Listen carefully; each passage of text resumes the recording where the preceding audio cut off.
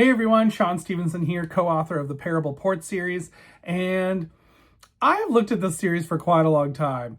I have always thought about reading these ever since I found one in this 90s style cover, and I thought, oh, those look fun. I'm curious about them, so let's read one. So I did. So I read book number 1 in the Nancy Drew Notebook series, The Slumber Party Secret, by Carolyn Keane, of course. Quote unquote.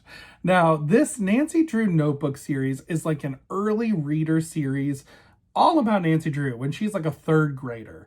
And it's kind of like how Nancy Drew got her start in mystery solving as an elementary school kid, solving these little mysteries in her neighborhood for her friends.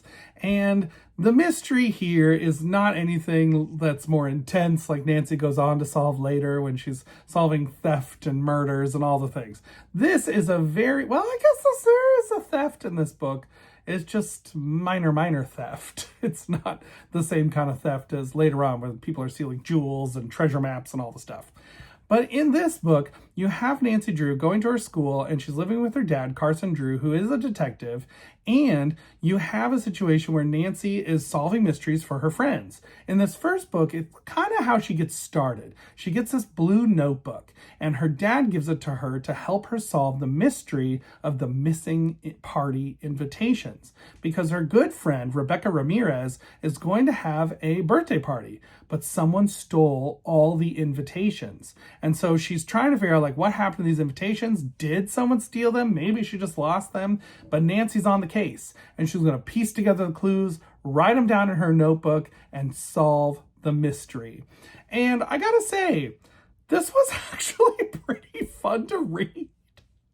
It was really lighthearted, like real lighthearted, and a really basic mystery, but I didn't guess it.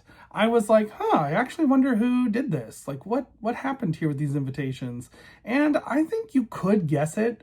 I definitely didn't. I just was piecing together other things and thinking, well, maybe it's this, or maybe they're doing that, or maybe so-and-so did this.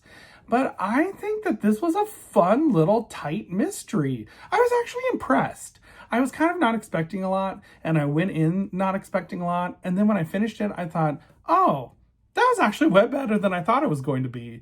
And I am kind of impressed with the writing on this book. I think they've captured Nancy Drew as a 3rd grader really well, because I think she still has that same kind of curiosity and inquisitiveness that gets her involved in different things, but also that like sort of like moral upstanding like rightness that she has that's not like ever pushy or ever like judgy of other people. She just like is a good person who's going to try and help people. Like that's who Nancy Drew is. No matter what the situation is, she wants to help others, and especially her friends.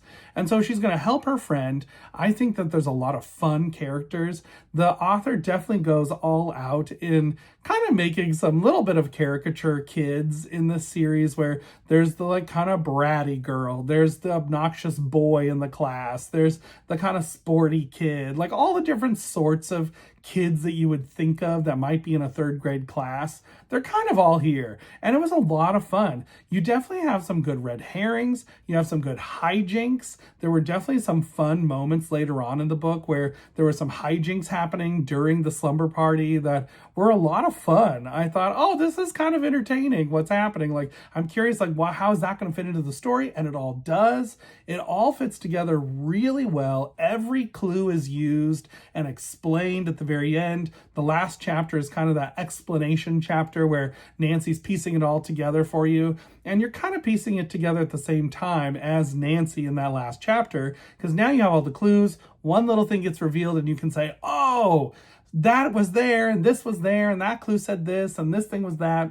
So that was a lot of fun. There's also a lot of 90s nostalgia. There are like rainbow hair clips and those multicolor pens that click. I loved those things. Those multicolor pens were the best. When you could choose like green and push it down, or blue and push it down, or orange. And then of course, as a kid, you always had to try and push them all at the same time, but you never could because it would always get stuck because only one pen could come out of the bottom at a time. So it was a lot of fun that way. It was definitely a 90s throwback. and a really good time. I'm not gonna lie, I was surprised. I kept thinking Nancy Drew notebooks for like little kids, it's gonna be not really anything. But I gotta say, the author really went all out in creating a story that I think is fun to read as an adult, and I think would be fun for an adult to read to a kid. I think a kid, this is the perfect kind of story for an adult to read to a kid. And I think that they would really enjoy it. I think it's a perfect kind of bedtime story, like a mystery that's not scary, but could get little kids into mystery stories. This is definitely up there for me in recommendations. I really enjoyed it. Like I said, I'm just surprised. I didn't think I was going to like this book, but I did. So at the end of the day, I gotta give The Slumber Party Secret a solid 4 out of 5 stars. I really enjoyed this book. I thought it was way more fun than I expected. And Nancy Drew gonna Nancy Drew. Like, that's who she is. She's gonna solve a mystery. And it's gonna be a pretty good mystery. I do feel like Nancy Drew mysteries often are pretty well done and pretty well constructed and pieced together. And even at this level, it's well done too, which I do think is an interesting commentary on early reader books for kids, because I do feel like sometimes some early reader books really kind of treat kids like they're dumb and they don't have a lot of comprehension, can't piece together a lot of different things going on at once. And I think that that is a mistake, because kids are actually way smarter than anyone gives them credit for. They can follow along a lot better than we think. And this is a great example of that. I think if you have a kid who's super into mysteries, likes Nancy Drew, wants to read stuff like this, find these books. They're usually pretty easy to find. I've found quite a few of them out in the wild, and I found quite a few of them. They've re-updated them and re-released them. I don't know if they changed some of the 90s pieces of it or not. So if you want that 90s nostalgia, you've got to go find the old covers.